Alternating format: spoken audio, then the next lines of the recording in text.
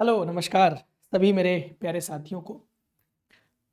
Uttarakhand public service commission की परीक्षा को लेकर के दो विषय हैं जिनको सबसे ज़्यादा विद्यार्थियों के द्वारा सर्च किया जाता है, देखा जाता है कि इसको कैसे हल करें, इसको कैसे सॉल्व करें, इसके सॉल्यूशन का तरीका क्या हो सकता है, क्या वो मेथड है जिससे हम इनको तैयार कर सकते हैं। मैं आपको पूरी बात बताने चलता हूँ। मेरा नाम है विवेक पांडे। मैं उत्तराखंड पीएससी के लिए आपको दो विषयों के लिए ट्रीट करने के लिए आया हूँ। एक तो निबंध लेखन की पूरी कला कैसे विकसित की जाए, सीसैट वाला जो सामान्य बुद्धि परीक्षण आपसे जो पूछा जाता है उसमें आप हिंदी के प्रश्न, इंटरपर्सनल स्किल एंड कम्युनिकेशन के क्वेश्चन, डिसीजन मेकिंग के क्वेश्चंस को कैसे सॉल्व करेंगे, और साथ ही जो हिंदी वाला प्रश्न पत्र है उसमें सबसे ज्यादा नंबर कैसे अर्जित किए जा सकते हैं, सबसे ज्यादा नंबर कैसे लाए जा सकते हैं, क्योंकि एक स्कोरिंग है, स्कोरिंग विषय है और इस पर 2-2.5 महीने की मेहनत से ही आप इतने नंबर ला सकते हैं कि आप उत्तराखंड पब्लिक सर्विस कमीशन की परीक्षा में न केवल सेलेक्ट हो सके, बाकी जीएस की गलतियों को ढक सकें, बल्कि आप रैंक क्रिएट कर सकें। इतनी ताकत इस अकेले पेपर में है। मैं आपको समझाता हूं कैसे, जरा देखिएगा। आपका जो पूरा का पूरा मेंस एग्जामिनेशन है वो कुछ इस तरह से डिवाइडेड है। यहाँ पर आपके सामने जो लिखित प्रकृति का परीक्षा है जिसमें सामान्य हिंदी के 3 घंटे का 150 नंबर का पूरा पेपर होता है, और यहीं पर निबंध का पूरा पेपर होता है 3 घंटे का 150 नंबर का। ये 300 नंबर के जो दोनों पेपर हैं ये मैं आपके सामने लेकर के आऊंगा। इसके लिए आपको क्लासेस और सारी चीजें सब कैसे मिलेंगी, क्या मिलेगा, सब बताता हूँ। ये 3 घंटे का पूरा पेपर है आपके सामने, 6 घंटे का 300 नंबर का। ये 300 अंक अगर आप देखिए, इसमें मोटा मोटा मैं आपको बता दूं, इस 150 में 120 से 130 नंबर लाना किसी भी एवरेज स्टूडेंट के लिए, जी हाँ, अतिशयोक्ति नहीं है, बहुत बड़ी बात नहीं है कि नहीं हो सकता, ये तो आपने असंभव बात बोल दी, ये तो ना होने वाली बात है। ये हो सकता है और ये होता है, ट्रस्ट मी। याद ध्यान रखिएगा कि अगर आप इंग्लिश मीडियम के स्टूडेंट हैं, अंग्रेजी माध्यम के भी विद्यार्थी हैं, तो भी आप मेहनत करके 2-2.5 महीने में हमारे सानिध्य में इस परीक्षा को बहुत अच्छे से क्लियर कर सकते हैं, और ना केवल क्लियर कर सकते हैं बल्कि इसमें सबसे ज्यादा नंबर ला सकते हैं। 3 घंटे में आपको निबंध लिखना होता है। इसको कैसे सीखें, क्या करें, क्या प्रोसीजर होता है, कब शुरुआत करनी चाहिए, सारी चीजें मैं आपको बताऊंगा। और ये रहे आपके जीएस पेपर, जिसमें जीएस पेपर 1 होता है, जिसमें भारतीय विरासत और संस्कृति, विश्व का इतिहास और भूगोल एवं समाज के संदर्भ में 3 घंटे का 200 नंबर का पेपर होता है। जीएस पेपर 2 जिसमें शासन व्यवस्था, संविधान, शासन प्रणाली, सामाजिक न्याय और अंतर्राष्ट्रीय संबंध, इंटरनेशनल रिलेशंस के संदर्भ में 3 घंटे का 200 नंबर का पेपर होता है। जीएस पेपर 3 है जिसमें प्रौद्योगिकी यानी टेक्नोलॉजी और आर्थिक विकास, जैव विविधता, पर्यावरण सुरक्षा और डिजास्टर मैनेजमेंट, आपदा प्रबंधन का 3 घंटे का 200 नंबर का पेपर होता है। जीएस पेपर 4 है जिसमें एथिक्स का पेपर होता है, और ये आपके 3 घंटे का 200 नंबर का पेपर होता है। जीएस पेपर 5 है जो कि Uttarakhand special, GS paper 6 Uttarakhand special. अगर आप यूपी पब्लिक सर्विस कमीशन का पेपर देते होंगे तो आपको पता होगा कि एग्जैक्टली सेम 1500 नंबर का मेंस एग्जामिनेशन अगर आप देखें तो यही पूरे 1500 नंबर का पेपर आपके यूपी पीएससी में भी होता है। मैं आपको दिखाता हूं, देखिए, मैं बहुत क्लियरली आपको एक एक चीज समझाना चाहता हूं कि कैसे आप एक ही तीर से दो निशाना मार सकते हैं। अगर आप देखेंगे तो यहां पर भी आपका जीएस पेपर 1, 2, 3, 4, 5, 6, जिसमें जीएस पेपर 5 और 6 यूपी स्पेशल, और आपके उत्तराखंड में जीएस पेपर 4, 5 उत्तराखंड स्पेशल होता है। यहां पर भी 150 नंबर का सामान्य हिंदी और आलेखन का प्रश्न पत्र होता है। इसमें आलेखन भी लिख लीजिएगा, वहां पर भी आलेखन है। इस शब्द का प्रयोग तो नहीं किया गया है, लेकिन इस शब्द का सही मतलब क्या है कि जहां पर आपको पत्र लेखन, गद्य खंड के संदर्भ में प्रश्न इत्यादि लेखन के रूप में जहां पर उत्तर करना होता है, राइटिंग फॉर्मेट में आंसर करना होता है, वहां सामान्य हिंदी और आलेखन लग जाता है। मतलब कि यहाँ पर व्याकरण ही केवल नहीं पूछा जाएगा, व्याकरण प्लस आलेखन, ये दोनों चीजें शामिल है। और यही सेम चीजें यूके पीएससी में भी शामिल है, उत्तराखंड में भी शामिल है। निबंध की बात करें तो 150 नंबर का यहाँ पर भी निबंध होता है, जिसमें राष्ट्रीय अंतर्राष्ट्रीय मुद्दे और विज्ञान के संदर्भ में, पर्यावरण के संदर्भ में, कृषि के संदर्भ में, उद्योग के संदर्भ में, गांव विकास और डिजास्टर मैनेजमेंट के संदर्भ में, ये सब के संदर्भ में आपसे प्रश्न पूछे जाते हैं। संस्कृति, कला और साहित्य के संदर्भ में प्रश्न पूछे जाते हैं। तो आइए, ये पेपर तो सारे कॉमन है, मतलब कि जो भी बच्चा उत्तराखंड स्पेशल पे अगर आप पढ़ रहे हैं, उत्तराखंड स्पेशल देख लीजिए तो उत्तराखंड का पेपर दे दीजिए, यूपी स्पेशल देख लीजिए तो यूपी का पेपर दे दीजिए। बाकी अगर जीएस पेपर 2 की बात करें, 3 की बात करें, 4 की बात करें और 5 की बात करें, तो ये एक ही पढ़ करके आप यूपी का भी पेपर दे सकते हैं और यूके का भी पेपर दे सकते हैं। ठीक है ना, थोड़ा सा समझ लीजिएगा अच्छे से इस पूरे मामले को। देखिए, अब मसला क्या है सर, कैसे तैयारी करें, क्या पढ़ना होता है? तो देखिए, अगर इस पूरे सिलेबस को अगर जरा सा गौर से देखिए तो सामान्य हिंदी का जो आपका 3 घंटे का 150 नंबर का पेपर है, इसमें आता क्या क्या है। तो देखिए, इसको कई पार्ट में डिवाइड किया हुआ है। यूपी में इसको डिवाइडेशन के फॉर्मेट में नहीं बांटा है, फिक्स कर दिया है कि भाई हम मुहावरे पूछेंगे 30 नंबर के, हम गद्य खंड पूछेंगे, 2 गद्य खंड होंगे 30-30 नंबर के, 60 नंबर का पूरा पेपर होगा। हम विलोम पूछेंगे, हम शब्द एवं वाक्य शुद्धि पूछेंगे, हम आपसे उपसर्ग और प्रत्यय पूछेंगे। तो उसने एक फिक्स कर रखा है सिस्टम, लेकिन यहाँ पर देखिए बड़ा सिस्टमेटिकली इन्होंने डिवाइड कर रखा है, पार्ट वाइज हिंदी को डिवाइड करके रखा हुआ है। 3 घंटे का पेपर है, जिसमें से शब्द रचना के संदर्भ में 15 नंबर का सवाल पूछेंगे, जिसमें उपसर्ग पूछा जाएगा, प्रत्यय पूछा जाएगा, संधि पूछी जाएगी, समास पूछा जाएगा, वचन और लिंग पूछे जाएंगे। व्याकरणिक कोटियों के अंतर्गत जैसे संज्ञा, सर्वनाम, क्रिया विशेषण, क्रिया विशेषण, अव्यय के अनुप्रयोग और वाच्य परिवर्तन पूछा जाएगा। जैसे कर्तृवाच्य, कर्मवाच्य और भाववाच्य, ये 3 वाच्य होते हैं ना, तो कर्तृवाच्य से कर्मवाच्य में परिवर्तित करना, कर्मवाच्य से कर्तृवाच्य में परिवर्तित करना, कर्तृवाच्य को भाववाच्य में परिवर्तित करना, मुझसे चला भी नहीं जाता, इसमें कौन सा वाच्य है, इस तरह के सब प्रश्न पूछे जाएंगे। देखिए, ये सारा का सारा व्याकरण लगभग इन्होंने समेट लिया है। जैसे उपसर्ग क्या होता है पढ़ना पड़ेगा आपको, और यहाँ लिखित फॉर्मेट में आंसर करना होता है। सबसे मजेदार बात यह है, मैं आगे चल के इसके मेंस का पेपर भी आपको यूट्यूब पर भी सॉल्व करवाऊंगा, हमारी पेड बैच भी है, आप ले सकते हैं। तो आप जो है उपसर्ग और प्रत्यय की अगर मैं बात करूं, तो उपसर्ग और प्रत्यय क्या होता है, तो वह शब्दांश जो किसी शब्द के आगे लग करके उसके अर्थों में परिवर्तन कर देता है, विशेष अर्थों में परिवर्तित होने लगता है, विशेष अर्थ प्रकट करता है और नए शब्द निर्माण की कोटि में हिस्सा ले लेता है, उसे उपसर्ग की संज्ञा दी जाती है। और वह शब्दांत जो किसी शब्द के पीछे लग करके उसके अर्थों में परिवर्तन कर दे, नवीन शब्द निर्माण की प्रक्रिया में भाग ले ले, उसको प्रत्यय की संज्ञा दी जाती है।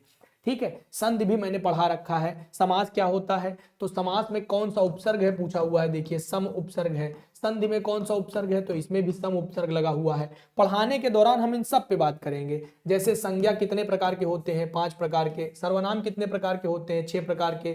सर्वनामों की संख्या कितनी होती है, तो 11। क्रिया के कितने भेद होते हैं, तो 2 भेद होते हैं, एक सकर्मक क्रिया, एक अकर्मक क्रिया। ये सब आपको पढ़ाया जाएगा क्लासरूम में, और इस तरह की नोट्स डिजाइन करवाई जाएगी जिससे कि आप इसका सही लाभ ले पाएंगे। और गौर करिएगा, इसमें पूछा जाता है शब्द विवेक। देखिए, हमारा नाम भी विवेक है, और शब्दों का विवेक कैसा है, यानी कि शब्दों को इस्तेमाल करने की नीति, नियम, जानकारी, अनुप्रयोग के संदर्भ में सवाल पूछे जाते हैं। कह रहे हैं तत्सम पूछा जाएगा, तद्भव पूछा जाएगा। तत्सम यानी संस्कृत भाषा में इस्तेमाल होने वाले वे शब्द जो हिंदी भाषा में ज्यों के त्यों इस्तेमाल किए जाते हैं, उसको तत्सम कहते हैं। तद्भव क्या है, तो संस्कृत, पाली, प्राकृत, अपभ्रंश और औहट्ट में इस्तेमाल होने वाले वे शब्द जो हिंदी भाषा में परिवर्तित रूप में इस्तेमाल किए जाते हैं, वे तद्भव कहलाते हैं। देशज, तो देश में जन्म लेने वाले वे शब्द जिसको डिक्शनरी में स्थान नहीं प्राप्त है, जो अपना रूप परिवर्तित कर लेते हैं, ग्रामीण आंचलिक स्थानों पर प्रयोग होने वाले जो शब्द हैं, जैसे गुड़िया, खुरपी, कटोरिया, गमछा, इस तरह के शब्दों को हम देशज के अंतर्गत रखते हैं।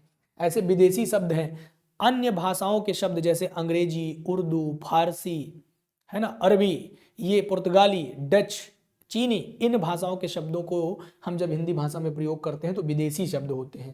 संकर शब्द, ऐसे शब्द जो 2 भाषाओं से मिलकर बने हो, ऐसे शब्दों को संकर शब्द कहा जाता है।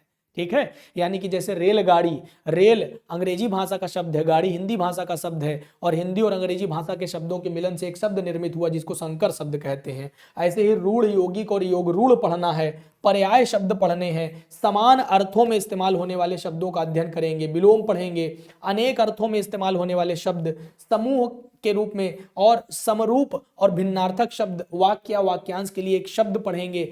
इनको पढ़ने के बाद हम शब्द शुद्धि पढ़ते हैं। देखिए, ये 15 नंबर का एक पोर्शन होता है, 15 नंबर का एक पोर्शन ये होता है। कितना अगर आप देखेंगे तो बहुत सिस्टमेटिकली इन्होंने डिवाइड कर रखा है पूरे 150 नंबर को, कि भाई 30 नंबर हम यहाँ से पूछेंगे, और बिल्कुल उसमें कम ज्यादा नहीं है, और बाकी तीसरा खंड है जहाँ वाक्य रचना होगी।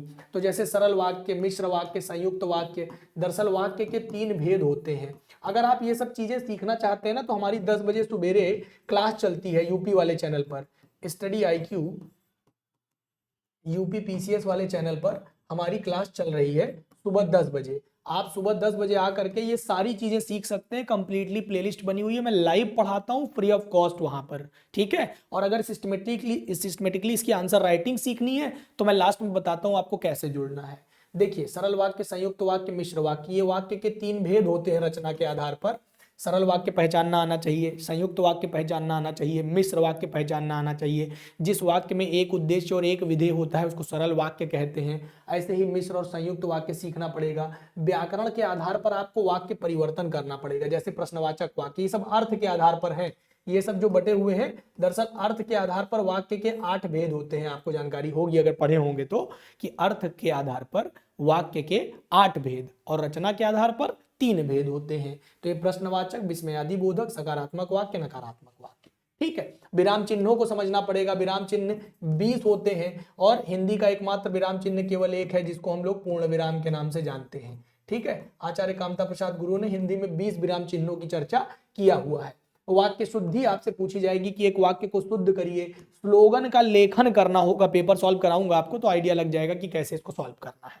देखिए, मुहावरे और लोकोक्तियां पढ़नी पड़ेंगी आपको, जिसमें अर्थ और वाक्य प्रयोग दोनों से सवाल पूछा जाएगा। और यहाँ पर ये केवल 10 नंबर का पूछा जा रहा है, जबकि अगर आप यूपी वाला पेपर देखेंगे तो उसमें 30 नंबर का पूछा जाता है इस पूरे पोर्शन को। तो मुहावरे और लोकोक्तियां पूछे जाएंगे, जिसमें जैसे पूछ लिया जाएगा, नाच न जाने आंगन टेढ़ा, नाकोर चने चबवाना, दांत खट्टे कर देना। अब इसका मुहावरे का अर्थ भी बताइए और उसको एक वाक्य में पिरो करके उसको इस्तेमाल करके भी बताइए, है ना। ऐसे प्रतिवेदन लेखन करना पड़ेगा। जिसको यहाँ पर आप प्रतिवेदन लेखन कह रहे हैं उसी को वहां पर हम प्रशासनिक पत्रावलियों के अंतर्गत पढ़ा करते हैं यूपी वाले पेपर में। तो यहाँ पर सरकारी, गैर सरकारी कार्यालयों, विद्यालयों, संगठनों में घटित होने वाली जो घटनाओं पर आधारित प्रामाणिक विवरण तैयार करते हैं वह पूछा जाएगा, जिसके अंतर्गत पत्रावलियां आती हैं, पत्र आते हैं, सारणी रूप आता है ना, टेबुलर फॉर्म ऑफ द सारणी, tabular form of the letter, ये सारी चीजें तैयार करके दिखाना रहेगा। प्रशासनिक शब्दों का हिंदी अंग्रेजी में प्रयोग पूछा जाएगा। जैसे पूछ लिया जाएगा नोटिफिकेशन की हिंदी क्या होती है ना। जैसे पूछ लिया जाएगा तबादले की अंग्रेजी बता दीजिए। इस प्रकार की शब्दावलियां जो प्रशासन में राजभाषा के अंतर्गत इस्तेमाल की जाती हैं प्रशासनिक कार्यालयों में, उन प्रशासनिक शब्दों को हिंदी से अंग्रेजी, अंग्रेजी से हिंदी रूप में पूछा जाएगा। अपठित अवतरण पूछे जाएंगे, जिनसे कुछ प्रश्न तैयार किए जाते हैं, उसका उत्तर देना होता है। उसका सार लेखन करना पड़ेगा, सारांश करना पड़ेगा, उसको संक्षिप्त में लिखना पड़ेगा। देखिए, संक्षेपण और सारांश में अंतर होता है, दोनों एक ही चीज नहीं होती है। संक्षेपण हमेशा 1/3 भाग में लिखा जाता है, जबकि सारांश को आप 1/2 भाग में लिख सकते हैं, यानी कि ये 50% तक हो सकता है, जबकि ये महज 33% होता है, ठीक है ना। अब जब आप पढ़ेंगे तो आपको मैं समझाऊंगा कि सारांश क्या, संक्षेपण क्या है। आप वीडियो देखिए, रेगुलर होइए तो आपको चीजें समझ में आने लगेंगी, जिसमें आपको विस्तृत लेख, निबंध, प्रतिवेदन, भाषण, पत्र, इन सब के विषय को छोटे छोटे रूप में समझना पड़ेगा। और ये पेपर आपका यहाँ से 15 नंबर का होता है। तो बहुत ही सुंदर तरीके से इन्होंने पूरा इसको डिजाइन किया हुआ है, पूरे सिलेबस को। पल्लवन पूछा जाएगा, जिसमें हम प्रसिद्ध सूत्र पूछेंगे, वाक्य पूछेंगे, जो मुहावरे हैं, लोकोक्तियां हैं, उनकी व्याख्या, उसका विस्तार समझेंगे। कुछ हिंदी अवतरण दिए होंगे, उसका अंग्रेजी में अनुवाद करना होगा, और कुछ अंग्रेजी अवतरण दिए होंगे जिसका हिंदी में अनुवाद करना होगा। कहा जाता है कि इन सब का स्टैंडर्ड जो होगा वो 10th स्टैंडर्ड के क्वेश्चन होंगे। हालांकि क्वेश्चन का स्टैंडर्ड 10th लेवल का नहीं, बल्कि वो अच्छे स्टैंडर्ड का होता है ना। हिंदी के प्रश्न पत्र का में आपको ये भी यहाँ पर नियम बना करके बताया गया है कि न्यूनतम 35% अंक प्राप्त करना अनिवार्य होगा। देखिए, यहाँ पर 35% नंबर आपको पाना पड़ेगा, 35% नंबर आपको चाहिए। इसका ये मतलब नहीं है कि आपको 35% ही चाहिए, क्योंकि ये फाइनल मेरिट में जुड़ेगा, यानी कि पास होना अनिवार्य कर दिया गया है। जबकि यूपी के पेपर में आप जितना भी नंबर पाते हैं उसी को जोड़ करके आपकी मेरिट बना दी जाती है। उत्तराखंड ने कम से कम हिंदी भाषा को इतना सम्मान दिया और कहा कि इतना नंबर लाना अनिवार्य है, इससे कम जाएंगे तो बाकी के पेपर में चाहे आप टॉप ही क्यों ना कर दिए हो, हम आपको अपने भर्ती परीक्षा का हिस्सा नहीं मानेंगे। ये इन्होंने नियमावली बना दिया है एक अपने यहाँ पर, ठीक है ना।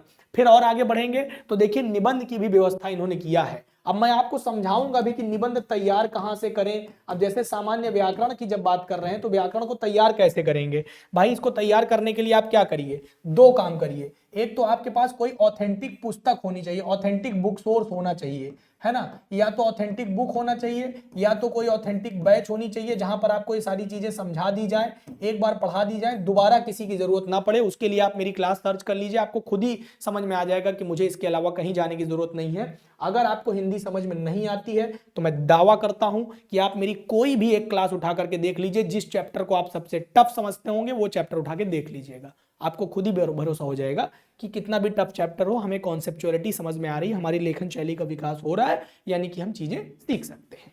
और इसके साथ ही साथ आपको पीवाईक्यू सॉल्व करने, तो प्रीवियसली 5 साल का कम से कम 5 ईयर का पेपर आप एक बार उठा करके देख लीजिए, ताकि आपको आइडिया लग जाए कि हमें कैसे कैसे क्या क्या चीजें ऑपरेट करनी है, कैसे कैसे चीजें आगे लेकर के बढ़नी है। अगर ये दो काम आप कर रहे हैं तो आपको कुछ भी सोचने की जरूरत नहीं है, ठीक है। अब आप पत्र में क्या करेंगे, निबंध में क्या करेंगे आप भाई। देखिए निबंध यहां पर भी 3 सेक्शन में पूछा जाता है, section A, section B, section C. जैसे यूपी पीसीएस में होता है वैसे यहां भी होता है। अब प्रत्येक सेक्शन में वहां पर क्या है कि आपके सामने 3 मुद्दे होते हैं, यहां पर 4-4 मुद्दे होते हैं। अंतर तो है, अगर यूपी की बात करेंगे तो यहां 3-3 मुद्दे होते हैं, सेलेक्ट करके कोई एक लिखना होता है। और यहां पर आपके सामने 4 मुद्दे हैं, एक सेक्शन से 4 मुद्दे हैं। प्रश्न पत्र में 3 उपखंड हैं, अ ब स, यानी section A, section B, section C. और प्रत्येक उपखंड के एक विषय पर चुने गए भाषा विकल्प में 700-800 शब्दों में निबंध आपको लिखना होता है। 700 से 800 का वेरिएशन इन्होंने दिया हुआ है। अब आपका विषय साहित्य और संस्कृति पर हो सकता है, सामाजिक क्षेत्र पर हो सकता है, राजनीतिक क्षेत्र पर हो सकता है, आर्थिक क्षेत्र पर हो सकता है। वह आर्थिक क्षेत्र किसी कृषि के संदर्भ में, उद्योग और व्यापार के संदर्भ में हो सकते हैं। खंड ब की बात करेंगे तो ये विज्ञान और पर्यावरण और प्रौद्योगिकी के क्षेत्र में, यानी कि साइंस एंड टेक्नोलॉजी का टॉपिक, इंटरनेशनल रिलेशंस का टॉपिक, डिजास्टर मैनेजमेंट का टॉपिक और राष्ट्रीय विकास योजनाएं और परियोजनाओं के संदर्भ में कोई टॉपिक हो सकता है सेक्शन बी से। देखिए मैं आपको सलाह दूंगा कि कम से कम 2 से 3 टॉपिक एक खंड से तैयार कर लीजिए।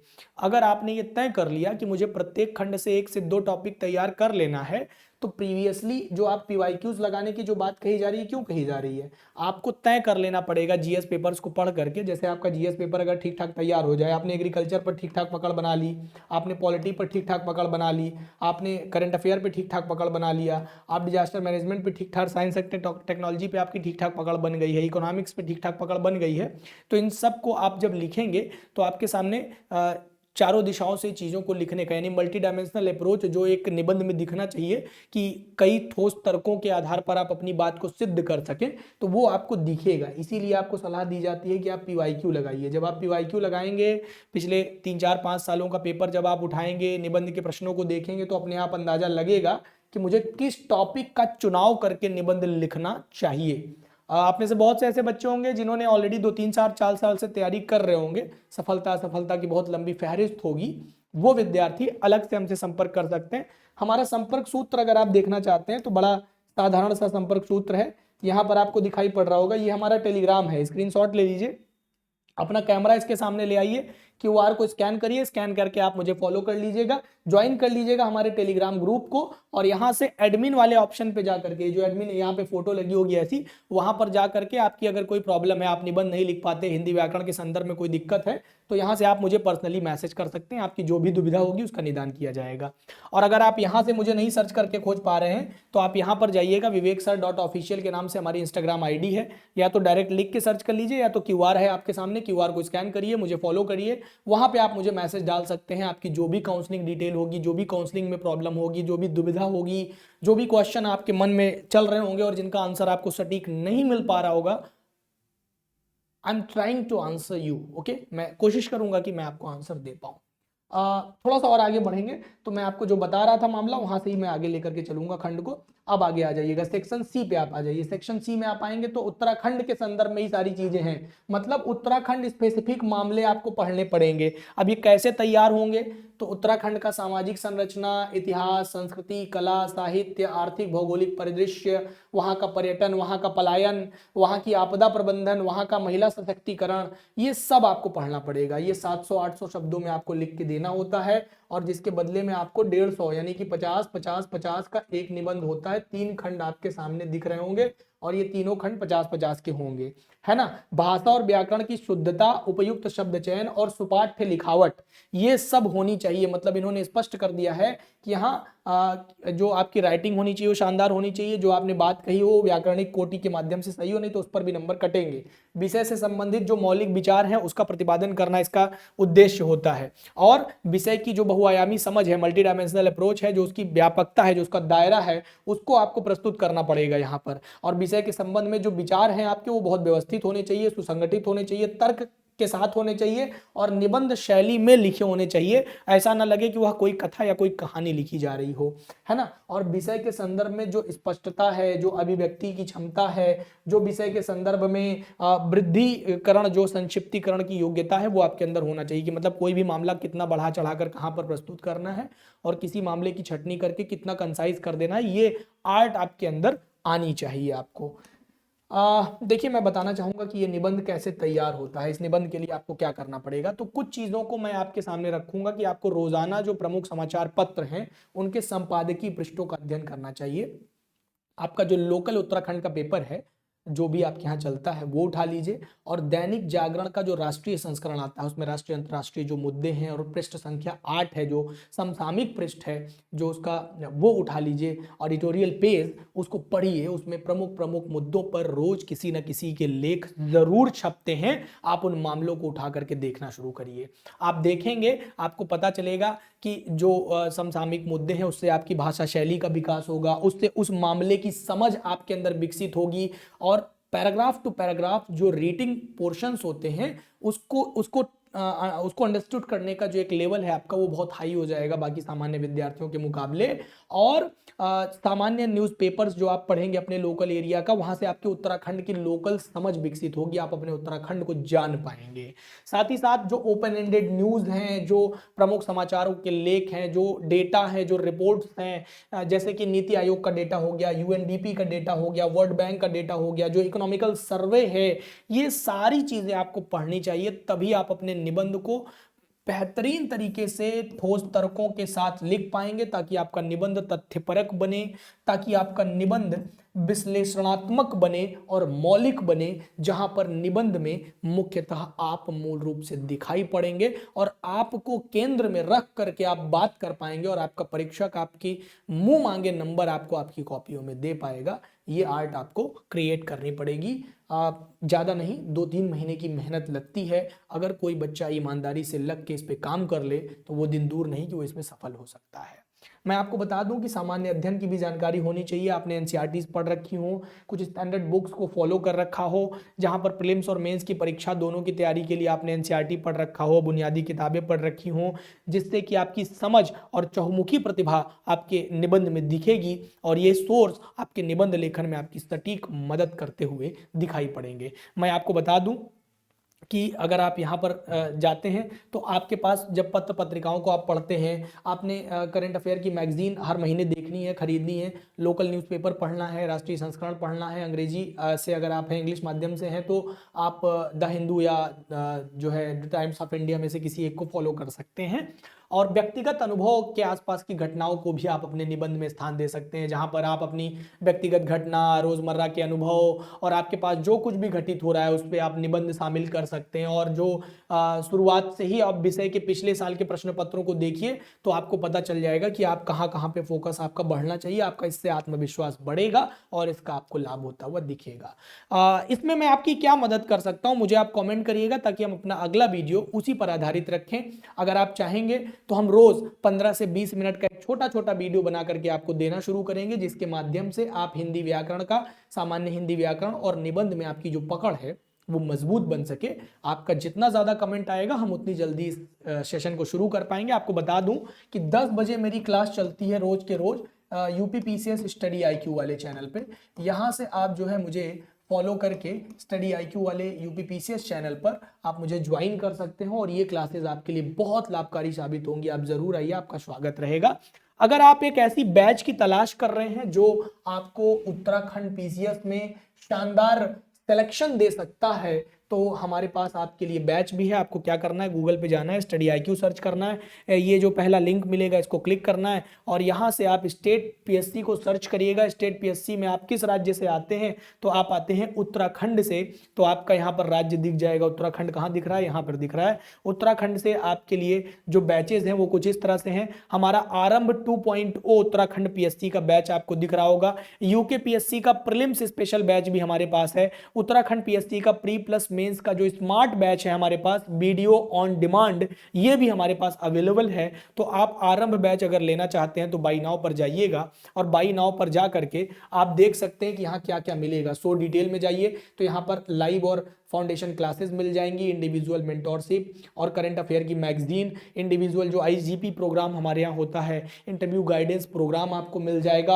और यहाँ कुछ स्पेशल है, अगर आप, ये हमारा प्लेटिनम और गोल्ड 2 टाइप का बैच होता है हमारा। अगर आप प्लेटिनम लेते हैं तो हम आपको एक फुल्ली रिकॉर्डेड बैच दे देते हैं, आपको कंप्लीट NCERT का रिकॉर्डेड बैच दे देते हैं, आपको 10,000 प्लस MCQs यहाँ पर आपको दे देते हैं। ठीक है, यहाँ पर ग्रुप मेंटोरशिप दे देते हैं आपको फैकल्टीज के माध्यम से। जो मेंटोर्स का ग्रुप होता है वो अलग होता है, वो तो मिलता ही मिलता है, साथ में टीचर्स के माध्यम से भी आपको ये चीजें दी जाती हैं। और प्रीलिम्स का क्रक्स नोट्स आपको अलग से दे दिया जाता है, क्रक्स आपको दे दिए जाते हैं, जिससे कि आपको प्रीलिम्स क्वालिफाई करने में खासे मदद मिलती है। और ये 4 ईयर प्रोग्राम है और ये 2 ईयर का प्रोग्राम है। देखिए, आप चाहें तो ये प्रोग्राम भी ले सकते हैं, कोई बड़ी बात नहीं है, इजीली आप इस प्रोग्राम को टच कर सकते हैं। गोल्ड भी ले सकते हैं, प्लेटिनम भी ले सकते हैं। देखिए, प्लेटिनम वो बच्चा ले जो बिल्कुल नया है, जिसने एकदम तैयारी नहीं करी, पहली बार बैच ले रहा है, पहली बार पढ़ रहा है, तो वो बच्चे से मैं बोलूंगा कि भैया आप प्लेटिनम लेना। लेकिन जो बच्चे इसके पहले कहीं ना कहीं पढ़ चुके हैं, थोड़ा बहुत उनका कॉन्सेप्ट क्लियर है, थोड़ा बहुत जानकारी है, तो वो गोल्ड ले लीजिएगा। सर लेने का तरीका क्या है, बाई नाउ पर क्लिक करेंगे, बाई नाउ पर जाएंगे तो यहाँ पर कूपन आएगा, हमारा कूपन कोड है BK लाइव। हमारा कूपन कोड क्या है, BK लाइव है, ये याद रखिएगा, BK लाइव कूपन कोड याद रखिएगा, इससे आपकी फीस बहुत कम हो जाएगी। लेकिन अगर आप इसको फोन पे ओपन करेंगे ना तो ये कूपन यहाँ नहीं डलेगा, ये आप फोन पे ओपन करेंगे तो कूपन यहाँ कहीं आएगा। लेकिन अगर आपको बैच लेने में किसी तरह की दिक्कत आ रही है तो ये हमारा नंबर है, इस पर आप व्हाट्सएप कर सकते हैं डायरेक्टली, ये मेरा अपना पर्सनल डिटेल है, लेकिन इस पे प्लीज कॉल ना करिएगा, कॉल नहीं लगा सकते, आप व्हाट्सएप करिएगा, आपकी सारी प्रॉब्लम का निदान 24 घंटे के अंदर मिल जाएगा। बैच से रिलेटेड कोई दिक्कत होगी तो हम आपका नंबर सीधे टीम को फॉरवर्ड करेंगे, वो आपकी पूरी मदद करेंगे जो भी हो पाएगा। ठीक है ना, तो आ जाइए इधर। अब यहाँ पर आपको याद रखना है कि BK लाइव कोड लगा दिया है, अप्लाई कर दिया है, कोड लगाया BK लाइव लगा करके अप्लाई कर दिया। अप्लाई करने के बाद आप देखिए तो आपको डिस्काउंट मिल गया है, 17,499 में आपको ये बैच मिल जाएगी। लेकिन अगर मान लीजिए आप गोल्ड ले रहे हैं तो गोल्ड में आने के बाद ये फीस और कम हो जाएगी। BK लाइव कोड लगा दीजिए, लगा करके आप देख लीजिए, जैसे ही आप अप्लाई करेंगे तो आपको ये 11,999 में ये बैच मिल जाएगी। तो ध्यान रखिएगा, आप इस बैच का हिस्सा बन सकते हैं और अपनी तैयारी को और शानदार बना सकते हैं। ये रहा आपका BK लाइव, ठीक है, इसको ले सकते हैं और ये 11,999 में आपको ये बैच आसानी से मिल जाएगी। अगर आप गोल्ड लेते हैं तब भी आप ये कोड लगा करके ले सकते हैं, अदरवाइज मैंने आपको ये डिटेल बता दिया कि ये नंबर पे आप संपर्क कर लीजिएगा। इस पर आप संपर्क करेंगे तो आपका नंबर हम टीम को फॉरवर्ड कर देंगे। जो भी दिक्कत होगी, जो भी काउंसलिंग से रिलेटेड प्रॉब्लम होगी, हिंदी विषय से रिलेटेड जो आपको दिक्कत हो, निबंध से रिलेटेड जो आपकी दिक्कत हो, तैयारी के संबंध में जो आपकी दिक्कत हो, आप अपनी दुविधा का निदान ले सकते हैं। मुझे उम्मीद है कि आपको ये वीडियो समझ में आई होगी कि ये किस लिए बनाई गई है, जिससे कि आपको पाठ्यक्रम का हिंट समझ में आ जाए। PYQs के माध्यम से आपको ये पता चले कि हमारे टॉपिक का डीपनेस हमको कैसे अंडरस्टूड करना है, और हमें पता चल जाए कि हमारी आंसर राइटिंग को हम कैसे बेहतरीन बना सकते हैं, क्योंकि without answer writing PSC qualify करना पॉसिबल नहीं है। मुझे उम्मीद है कि ये वीडियो आपको पसंद आई होगी। आप अपने व्हाट्सएप स्टेटस का हिस्सा बनाइएगा इस वीडियो को। आज के लिए इतना ही, तब तक के लिए राम राम, दुआ सलाम, जय हिंद, जय हिंदी, नमस्कार।